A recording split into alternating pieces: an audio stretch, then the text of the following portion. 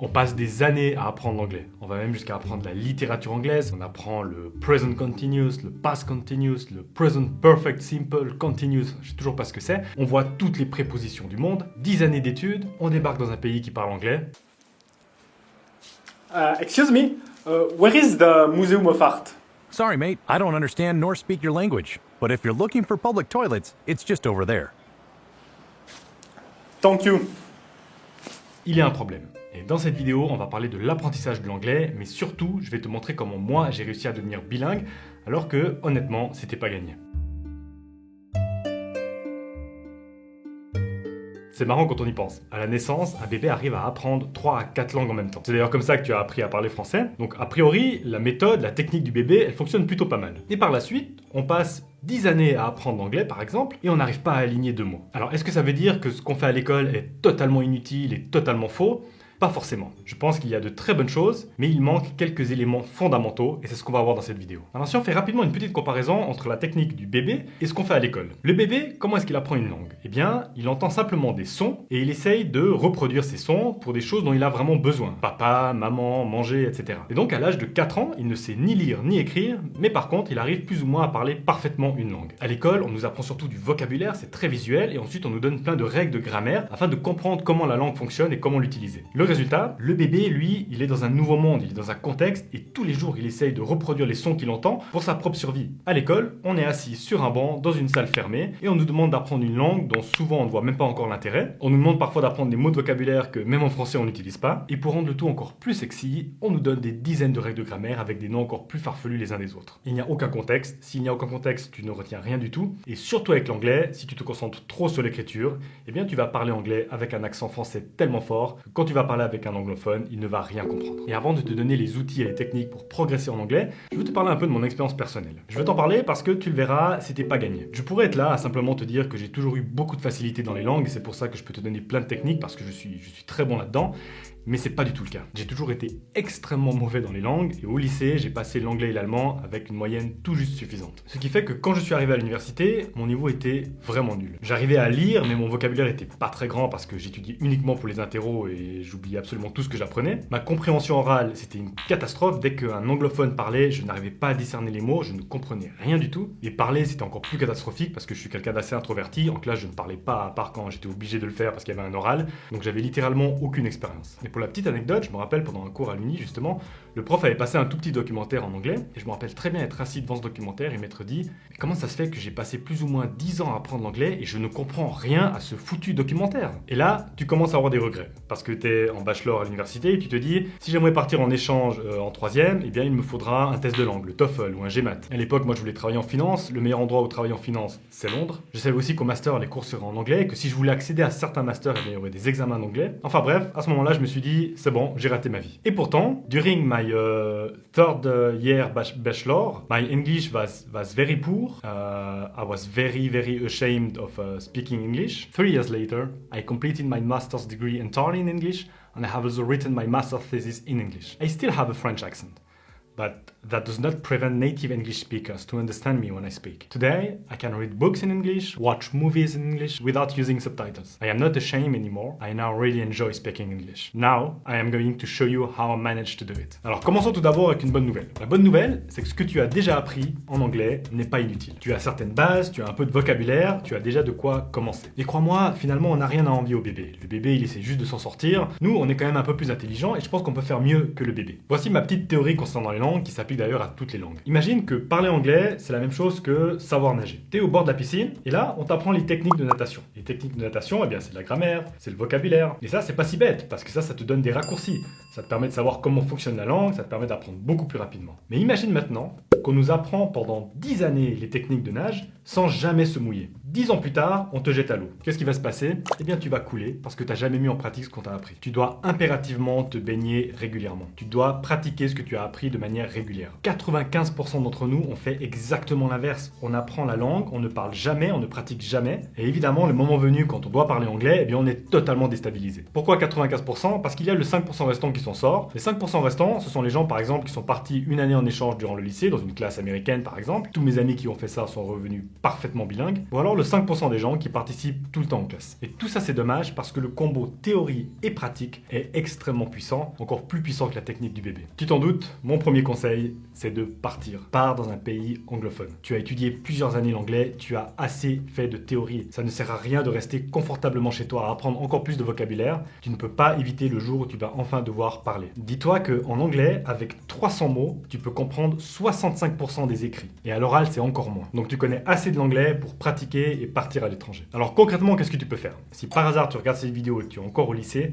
fais tout ton possible pour partir une année en échange. C'est selon moi le meilleur moyen pour revenir bilingue. 100% de mes amis qui ont fait ça, qu'ils aient été aux États-Unis, au Canada ou en Grande-Bretagne, sont tous revenus parfaitement bilingues. Pourquoi? Eh bien parce que tu vas vivre avec une famille par exemple américaine. Dans ta classe, il y aura que des étudiants américains et ça c'est parfait, tu vas complètement oublier le français. Une autre possibilité, c'est de faire un stage pendant tes vacances ou après ton lycée ou après ton bachelor dans un pays qui parle anglais. Alors ça peut faire un peu peur parce que moi personnellement je voulais travailler dans la finance, donc pour moi le rêve aurait été de trouver un stage à Londres dans une banque. Mais évidemment avec le niveau d'anglais que j'avais, j'ai même pas osé postuler. C'est peut-être une erreur, mais je me suis dit non, ils vont pas engager quelqu'un qui n'arrive pas à aligner 3 mots d'anglais. Et donc j'ai commencé à m'ouvrir à toutes les possibilités de stages que je pourrais faire à l'étranger. Et là, j'ai trouvé une offre de stage en Afrique du Sud dans l'industrie du vin. Est-ce que l'Afrique du Sud ou l'industrie du vin m'intéressait? Pas du tout. Et d'ailleurs, mes collègues parlaient plutôt Afrikaans, mais c'est pas grave, moi je devais leur parler anglais et eux me répondaient en anglais. C'est peut-être moins fun et glorieux que de faire un stage dans une banque d'investissement à Londres avec un accent anglais parfait, mais en revenant d'Afrique du Sud, j'avais un niveau anglais suffisant pour avoir un très bon score au GMAT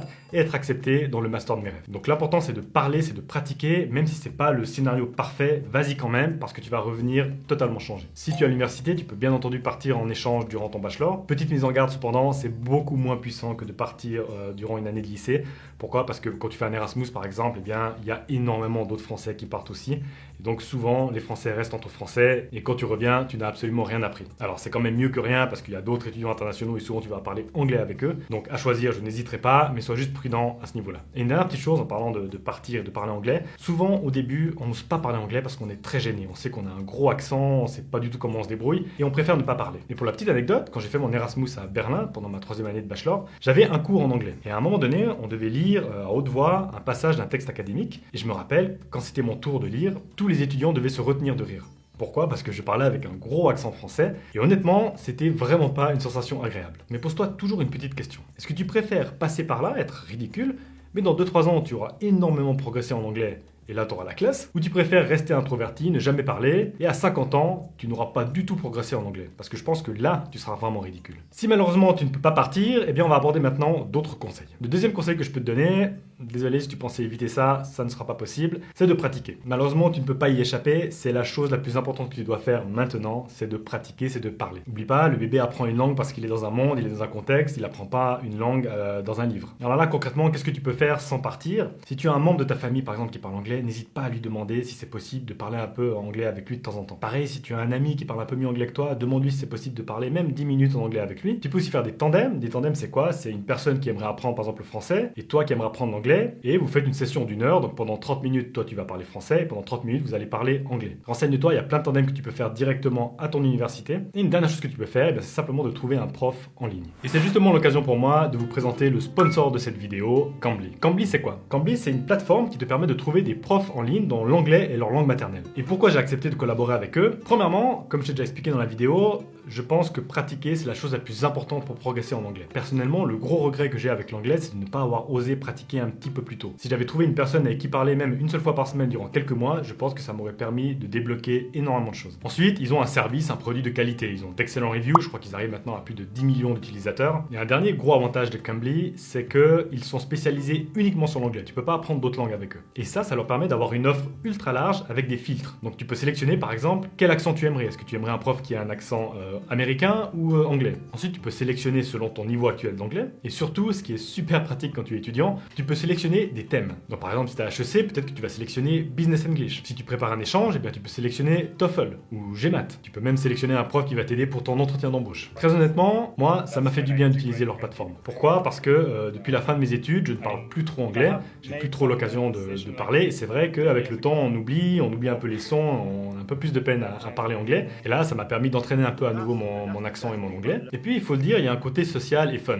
Moi, perso, je travaille depuis mon bureau, j'ai un travail qui est quand même très solitaire. Honnêtement, parler par exemple une fois par semaine à quelqu'un qui se trouve à l'autre bout du monde, ça fait du bien, c'est un moment de détente. Et puis en plus de ça, c'est utile puisque tu améliores ton anglais. Donc, Cambly fonctionne par abonnement. Donc, tu sélectionnes par exemple le nombre de fois que tu aimerais t'entraîner par semaine et la durée de la session. Je pense que c'est quelque chose à faire parce que souvent, on ne parle pas anglais parce qu'on a un blocage. Moi, perso, si j'avais fait même quelques sessions avec un prof comme ça en anglais, je pense qu'ensuite j'aurais été plus à l'aise de parler en classe en anglais parce que je me serais entraîné avec quelqu'un dont la langue maternelle est l'anglais. Et la bonne nouvelle, c'est que pour cette vidéo, avec le code KaizenLane, tu peux avoir 15 minutes gratuites de cours. Sans aucun engagement, donc tu peux vraiment essayer la plateforme pendant 15 minutes. Et en plus de ça, si ça t'a plu, eh bien tu pourras avoir 50% de réduction sur un abonnement de 12 mois. Encore une fois, aucun engagement, à toi de tester et de voir si ça te plaît. Je te mettrai toutes les informations dans la description. On va voir maintenant quelques techniques, quelques outils qui m'ont aidé aussi à progresser en anglais. Premièrement, c'est hyper important de te concentrer sur les sons. Rappelle-toi, le bébé apprend une langue uniquement en se concentrant sur les sons, les bruits qu'il entend. Et moi, personnellement, c'est pour ça que je ne comprenais rien à l'anglais et que quand je parlais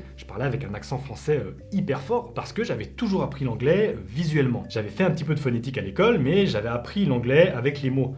Donc en fait, je parlais anglais avec les sons français. Une langue, avant tout, ce sont de nouveaux sons. Si on n'apprend pas ces sons, on ne parle pas vraiment la langue. Tu peux garder un petit accent français, mais si ton accent français est trop fort parce que tu utilises que des sons français, le problème c'est qu'en face, la personne ne va pas te comprendre. Et ça, c'est un peu la difficulté de l'anglais par rapport à d'autres langues, comme par exemple l'allemand, c'est que c'est assez facile à lire l'anglais, mais par contre, parler, c'est beaucoup plus difficile. Donc, il faut apprendre ou réapprendre la phonétique, les sons. Alors au début, on va être clair, c'est pas évident, parce que c'est pas naturel. C'est comme un anglais qui aimerait prononcer le mot révolution, il doit apprendre le son R, le son français R, sinon il va dire révolution. Et c'est exactement la même chose pour un francophone. On doit apprendre les différents sons anglais, même si ça paraît pas naturel, et ensuite on pourra parler avec un meilleur accent. Alors je vais pas rentrer trop en détail dans la phonétique parce que je suis pas prof d'anglais, il y a des gens bien plus compétents que moi pour t'apprendre ça.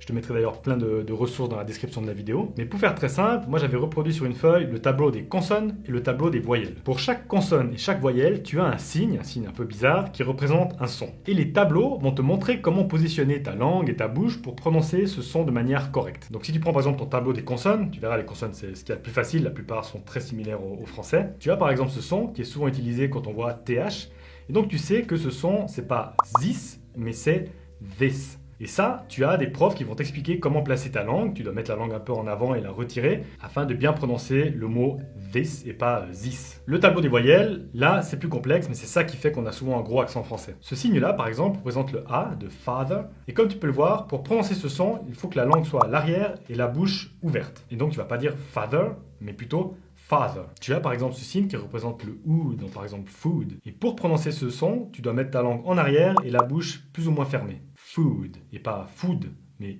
food.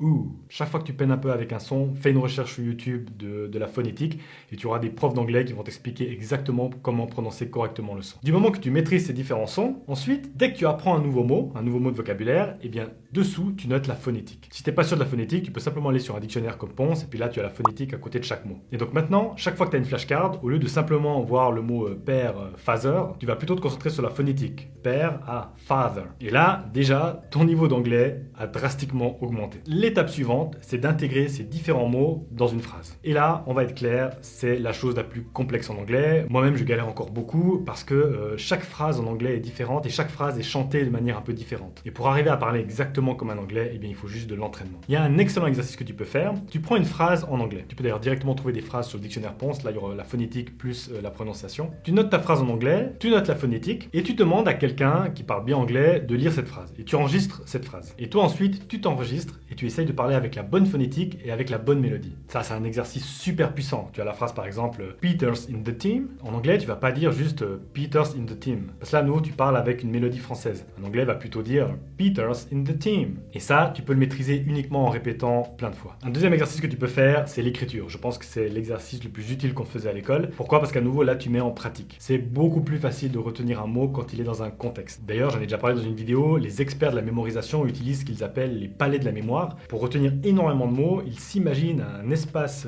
3D virtuel où ils vont intégrer chaque mot. Pourquoi? Parce que le cerveau est fait de plein de connexions et si tu apprends un mot sans aucune connexion, sans aucun contexte, tu vas l'oublier. Donc par exemple, si toi tu essayes d'apprendre le mot scoff at, eh bien tu vas par exemple sur Ponce, tu regardes la définition, mais surtout tu vas noter une phrase avec ce mot et ensuite tu vas t'imaginer un peu cette phrase dans ta tête. Tu verras, ce sera beaucoup plus facile à retenir. En parlant de flashcard, évidemment, tu as l'application Anki, je t'en ai déjà souvent parlé. Ça prend aussi en compte la répétition espacée. Si tu as une liseuse électronique comme Kindle, chaque fois que tu as un mot que tu connais pas, tu peux directement l'ajouter à tes flashcards directement disponibles sur le Kindle. D'autres choses à faire, très facile en anglais parce qu'il y a un contenu fou, c'est regarder des films, des séries, des documentaires en anglais. Ce que tu peux faire là par contre, c'est de ne pas mettre les sous-titres. Quand on met les sous-titres, souvent on est trop concentré sur l'écriture. Quand tu n'as pas de sous-titres, tu es obligé de te concentrer pour discerner ce qui se dit et tu verras, tu vas progresser beaucoup plus rapidement. Et puis un dernier exercice que tu peux faire, c'est prendre un petit moment pour réfléchir à pourquoi tu as envie d'apprendre l'anglais. Souvent à l'école, au lycée, ou parfois même encore à l'université, on ne comprend pas vraiment pourquoi on apprend l'anglais. Prends un peu de temps pour faire une liaison entre ta passion, ton hobby, ton futur métier et l'utilisation de l'anglais. Et tu verras que souvent, l'anglais aura un impact très important. Pour moi, c'était facile parce que je voulais travailler dans la finance. La langue de la finance, c'est l'anglais. Si toi, ton rêve, c'est de devenir footballeur professionnel, eh bien, le football aujourd'hui, c'est international, ce sera sûrement très utile. Et tu peux même pousser le concept super loin. Même si tu veux devenir boulanger, je suis convaincu que maîtriser l'anglais, ça peut être très utile pour comprendre des recettes internationales et avoir de nouvelles recettes de pain qui te permettront de te différencier par rapport aux autres boulangeries. Donc voilà, pose-toi et réfléchis à pourquoi tu as envie d'apprendre l'anglais. Et surtout, n'oublions pas, progress isn't made with a big revolution, but with small changes. Goodbye.